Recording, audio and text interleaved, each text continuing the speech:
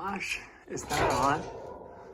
We had to go up in the attic. It's a nice cool day, that's great. A couple spiders, that's all right. We had to kill these spiders and get up in the attic, and hopefully we'll see why this piece of crap isn't working again. Looks like it's backed up again. I'm not quite sure why this is happening. It's full of water, it's tripped the float switch, and now I gotta pump it out. I can probably pour it right back into the drain here as long as it's draining out. I know it's been draining out though. That's the strange thing about it. It has been draining. I've watched it over the last few days.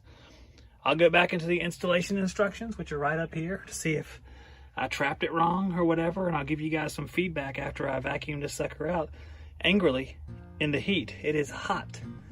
It is hot. And the darkness back there looms death.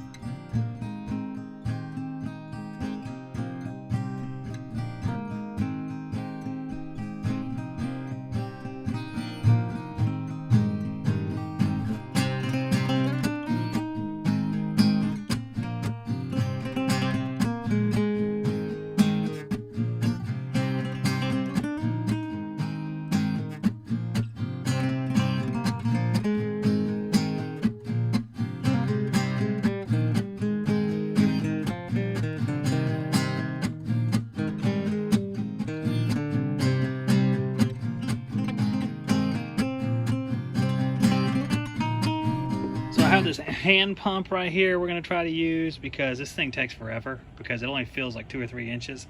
So we went out and grabbed it. We're just going to pump it directly into the drain, which went outside. I checked it out there. The unit's now running because our water level is low enough.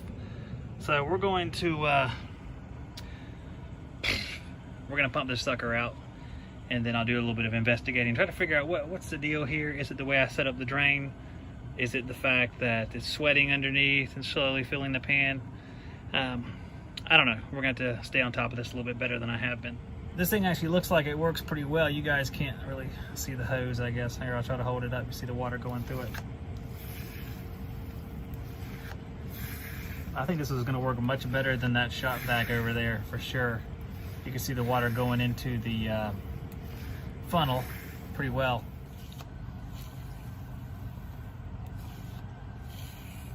There ought to be a nice large puddle outside by the time we're done.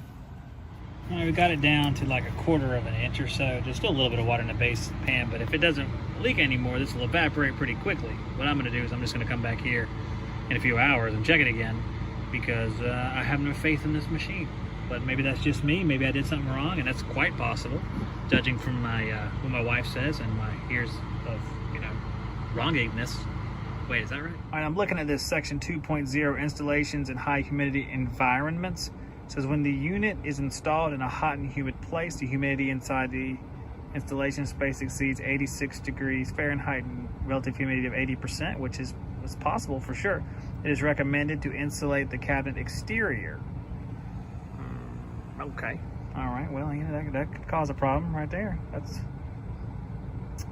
Use glass wool or polyethylene foam as insulation. The thickness should be more than 2 inches and must fit inside the installation space opening.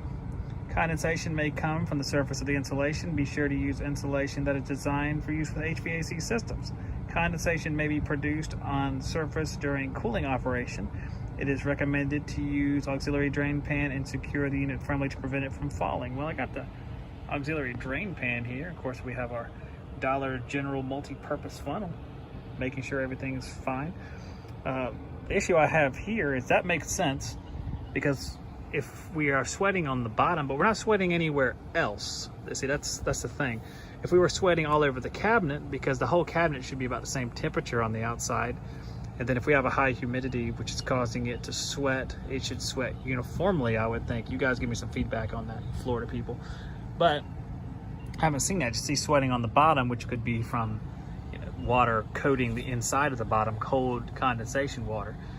And plus, there wouldn't be water on the inside, right? Forgive me, I have my do-rag on. I took my glasses off so I could read because I'm over 40 years old. So, if we would have had no water on the inside at the bottom, I would be inclined to believe that that might be the case. It's just condensation. But we don't have the uniform coverage of condensation. But even despite that fact, we had water on the inside. It wasn't forming on the outside and dripping. It was on the inside leaking out. So drain issues, I'm looking through this book. I don't see anything about the drain. I'm gonna keep looking through it in case I miss something. But let's look through the book downstairs. Let's try this one more time. Oh, we're down to 78 now. A nice sweet 62% humidity. We'll see what that humidity drops down to after it runs for a little while. We're in second stage of blower, as you can see over here. Have a message, probably change your filter since I never do. Yeah, look at all that changed filters, man. Good grief. Let's get rid of those. We don't need that anymore. Filters are doing great. Wait a second, they look pretty dirty actually. What have I done? Perhaps this dirty filter is responsible? No, it can't be because this is the Bosch. It modulates based on temperature. So I'll read up more on the Bosch later. I can only take so much reading at a time. I had to come outside and work on my other projects since it looks like it's not gonna rain, oddly enough. Let's take a look up there. It has looked like it's gonna rain like for the second half of the day here, and on the camera it always looks brighter than it does in person. I have my other project right here I'm working on. Just made Jackson's play zone there. Got my award-winning grill, and I gotta get back on this project as long as it doesn't rain. I had to put those last rafters on here, the hangover. I didn't have a long enough ladder to get up there. I'm a 6-foot guy, so gotta put those rafters on. I know you guys are saying like, Zach, what makes you a carpenter? Did you study as one? No, I did not go to college for carpentry, but I do read the Bible, and there's a lot of carpenters in there. There's even some blueprints, so you can build yourself a very fine tabernacle too. Well, I got caught in the rain there. Old glory still prevails. So we are almost done staining this front porch. Look, there's the part that hasn't been stained a second coat yet. And every day we try to do that, it rains more and more. Well, we'll see if there's a break in the clouds here in a minute. I got to try to put up at least those other 2 boards today. That's my goal. Well, as I sit here on the front porch, I can hear and feel the storm outside that's coming at us here. We're down in the Wallace, Rose Hill, Burgaw area, which I'm zooming in on, which has been clear pretty much all day. But you guys can see that storm is coming. It'll be here shortly, and it's going to cause a mess right here. So I'll just go read my Bosch manual quietly to myself.